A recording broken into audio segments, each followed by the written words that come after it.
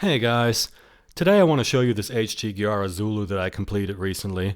I'm going to talk a little about how I painted this kit and do final assembly on camera, so get ready for a lot of, jump cuts and ums and ahs that I still couldn't edit out for some reason or other, but, I'm still kind of trying to make these videos a bit more educational, and I also still don't film myself working on stuff as much as I should, so this is what we got.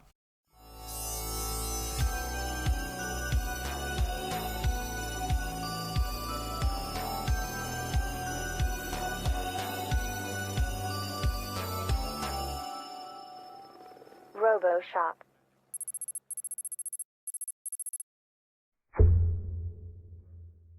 Okay, so what you're looking at here is basically the final sub-assemblies that I had.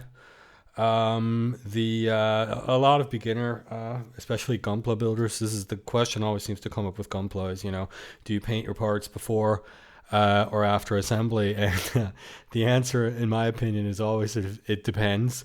For this kit, I painted most of these parts in their base colors individually. And then I made these sub assemblies, and first I top coated them, and then I made these sub assemblies because for me, I can't do the weathering unless I know what I'm looking at. So I can't do weathering on individual parts. It's just not going to happen. And so it's just sort of I paint some and then I assemble some and then I do some more painting and then some more assembly. What I definitely needed to do is these legs here were all basically painted as one solid piece, because there's a seam line that runs right down the middle here. I've actually been able to take care of that pretty well. The tubes I was able to do separately. The rest was all stuck together because I had to glue this right in order to take care of the seam line. So there was basically no way to paint these separately. The paints that I used were I primed everything white with MIG one-shot primer. And then I pre-shaded it with Vallejo Burnt Umber, which makes for an extremely nice shadow color, especially under green, I found with miniatures in the past. Then I painted over this with a mix of Tamiya Olive Drab, and I think I lightened it just with white. I tried yellow first, and then I just mixed white into it because I actually wanted to get sort of a paler color. That was for the light green parts. The dark green parts, like the skirts here, that's just straight Tamiya. Tamiya Olive Drab. The problem is just that I did the pre-shading with black here, and you can still kind of see it, but Olive Drab is a nice color, but it's really dark, so it's kind of hard to get weathering to show up on it, and streaking at least. The chipping's fine here because I just used lighter colors, but I used this on the Griffin, the Machine and Krieger Griffin, and I'm still kind of peeved that I didn't use a lighter color. All the yellow parts that you see everywhere are Tamiya Desert Yellow, with a bit of yellow, just straight yellow mixed into it to just lighten it a bit and push it closer to just yellow. The black that you're seeing is actually NATO black, so it's not completely black. Not that you would know the difference at this point. And then I tried, and I stress tried, painting the trim here and the sleeves markings with, I think, Mechanicus Standard Gray. That's sort of the one thing I'm a bit miffed about. It looks okay now because, weathering hides crimes, right?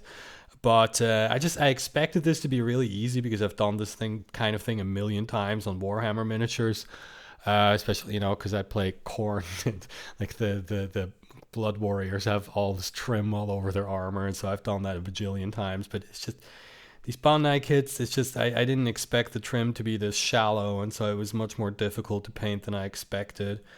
Black wash took care of most of that though.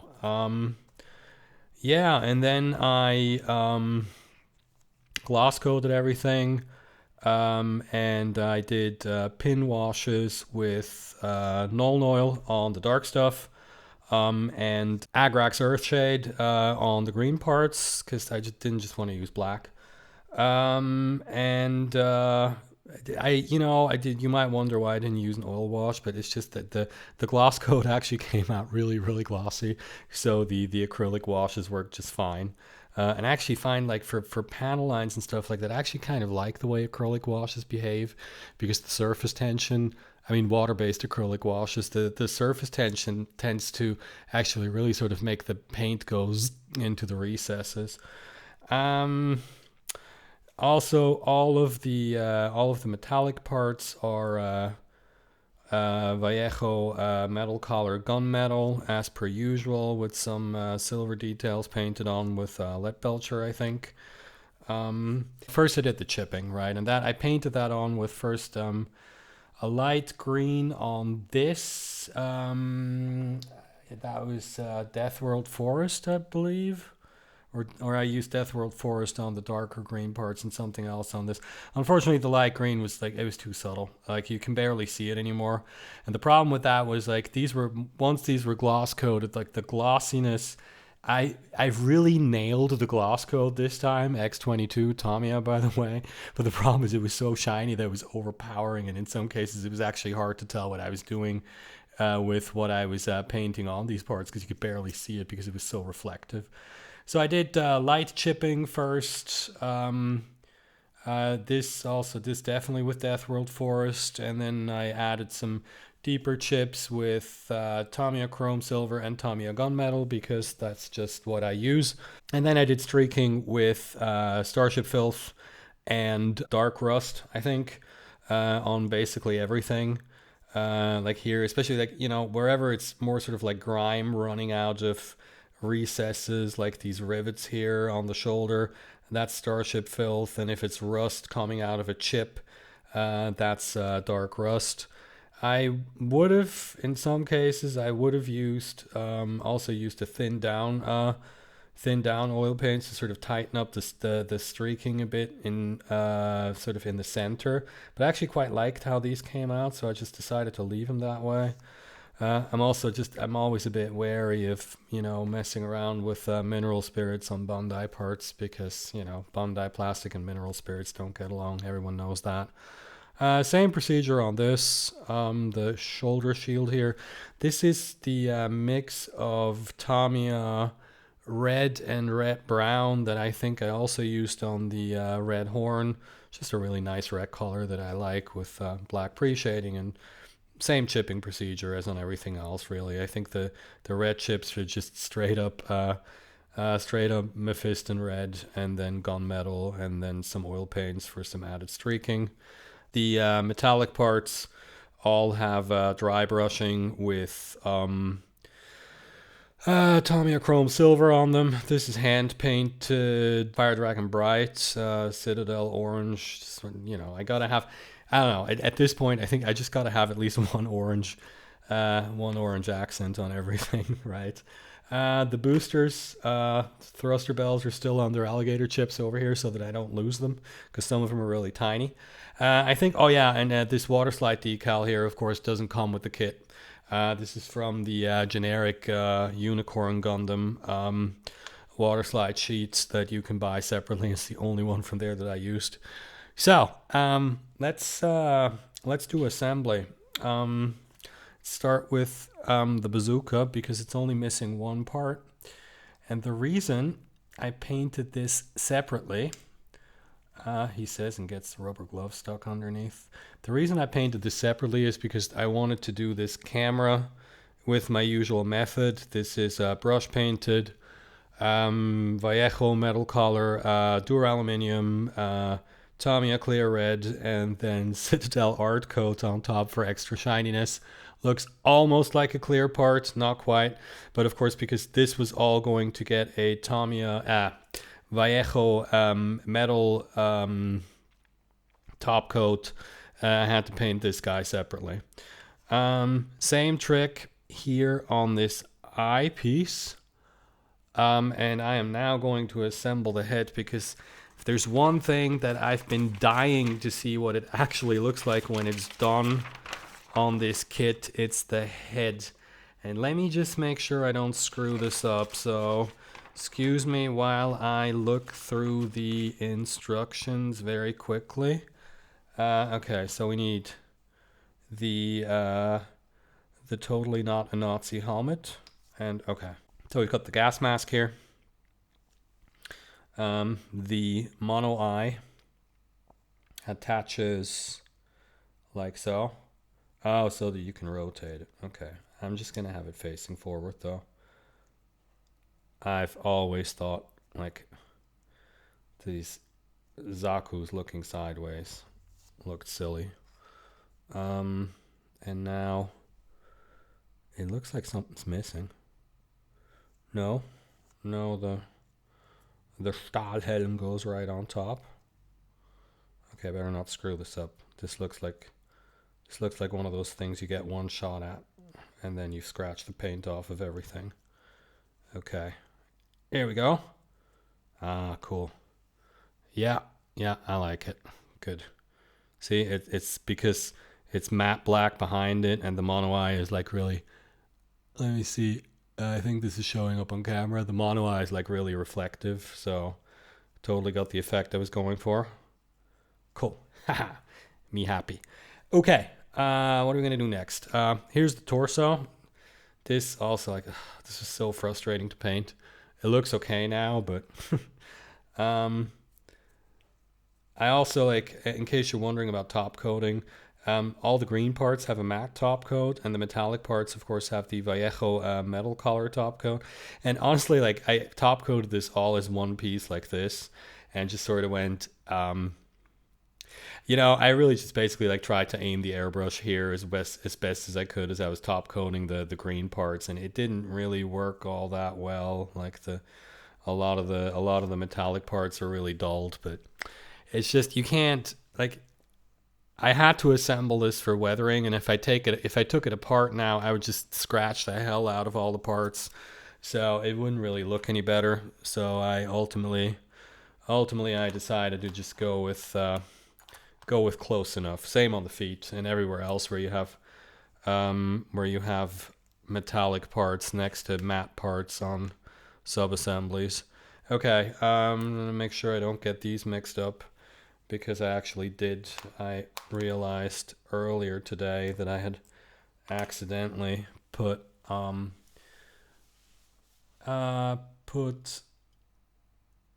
the like one leg had one of the smaller boosters on it, and the other leg had one of the bigger ones on it.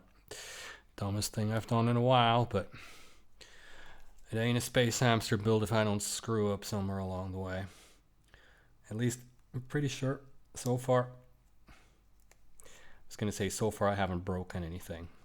Probably shouldn't say that, because then I'm going to break something on camera.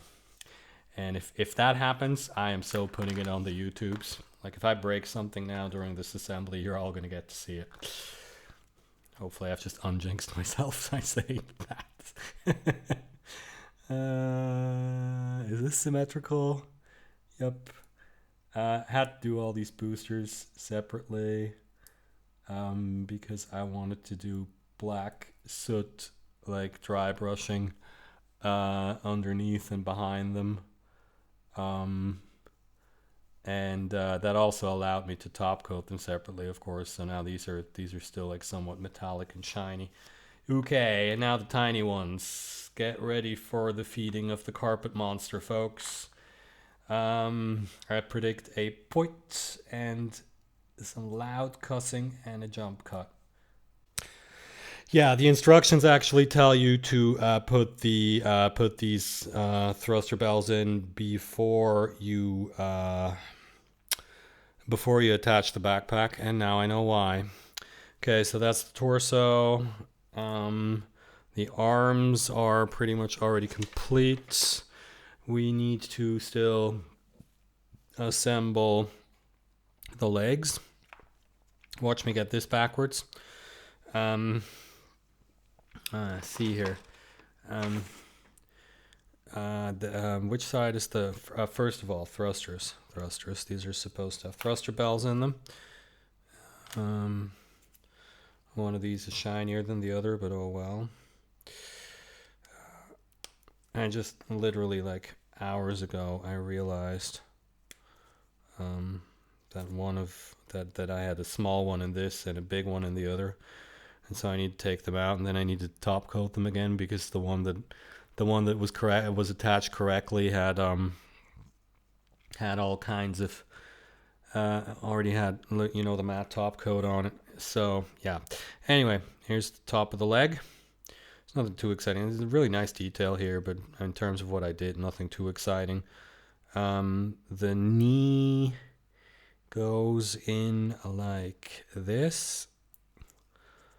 If I remember correctly, by the way, I assembled these knee joints completely before I painted them because I was worried about parts fit issues after the fact. And honestly, like, you can't really see where they're not, where the insides aren't maybe completely painted, but that's fine. Okay, so that's one leg. Let's do the other one. Again, this is the bottom, and it goes in here. It's also like a super tight fit, and if I ever take this out again, it's going to be scratched to kingdom come. Not that that's the problem. Okay, the yellow piping is on the front. Okay, so I'm doing this correctly. I'm also doing it completely off camera. Okay, here we go. That's the other leg. Sorry, I hope it wasn't just off camera for the last 5 minutes. All right, now 1 foot here. Whoops, there we go. The other foot here. Come on. Man. This is all like, there's not a lot of clearance here, and I'm really worried about scratching off the paint. Because I kind of want to do a posing photo shoot, but at the same time, I don't want to ruin the paint job because I already know what the final pose is that I'm going to display this guy in. So, okay, so this is the hip joint. Angled side goes in the back, so we attach the legs like this, point, and then hopefully without scratching everything, put this in here. Okay, that looks correct. All right, we have legs. About the back here, this is the B-Max, and I really don't like what this looks like with the clear parts on it. So I am just going to, okay, yeah, it's also correct though. This actually has a hatch that you can put on. That would be this piece, but it's pretty much been clear from the start that I was going to just store all the weapons on the back skirts here, like so. The bazooka attaches like this. Okay, that's the weapons on the back here. So let's put the head on first. Plonk. Oh man, that looks really cool.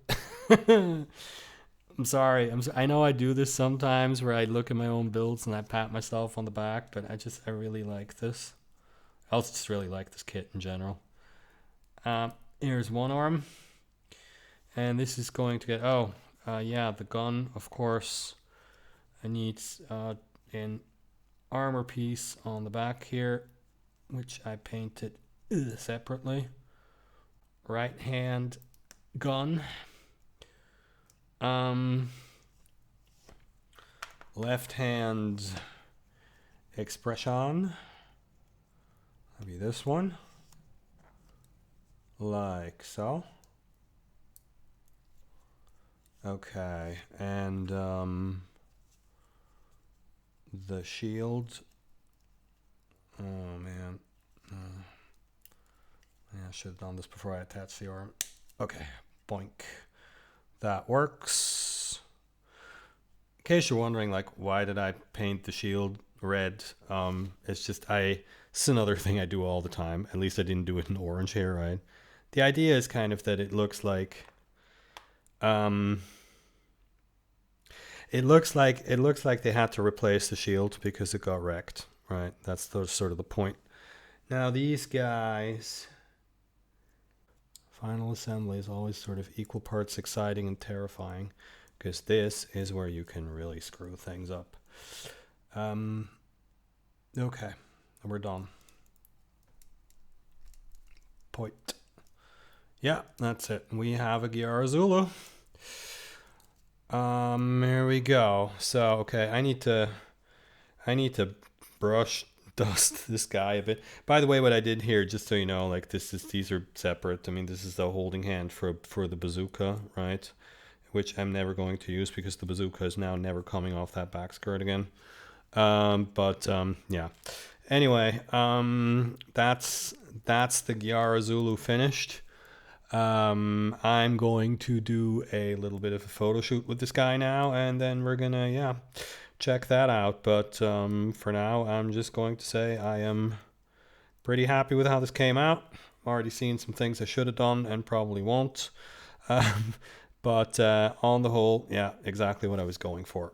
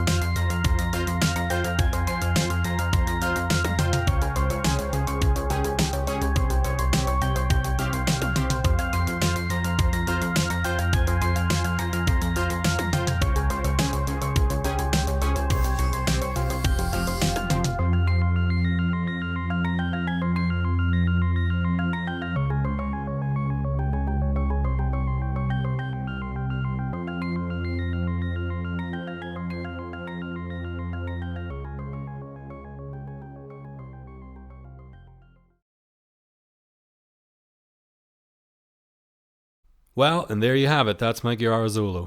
I actually snapped this kit together a long time ago, probably like a year or something, but after the PG strike, I just had the wickedest case of Gunpla fatigue, and it's really only been because of this kit that I've come out of it, which is fine, you know. I was just busy with Zoids and Machine and Krieger stuff instead, but it's been really fun to delve into the Gundam universe again. I also feel like I made a massive leap forward in terms of my seam line management with this kit. The paint job isn't really much of anything that I haven't done before, but I've kind of avoided dealing with seam lines whenever I could thus far, and this was the first time I really decided to do it properly. A little bit of progress with every build, guys. That's my rule number one. Anyway, that's it for this one. If you like this video, do me a solid and give me a thumbs up. And if you want to see more of my stuff, subscribing is a good way to do it, because I don't think the YouTube algorithm cares much about me at this point, and it's not going to show you my stuff. Thanks for watching, everyone, and I'll see you in the next one.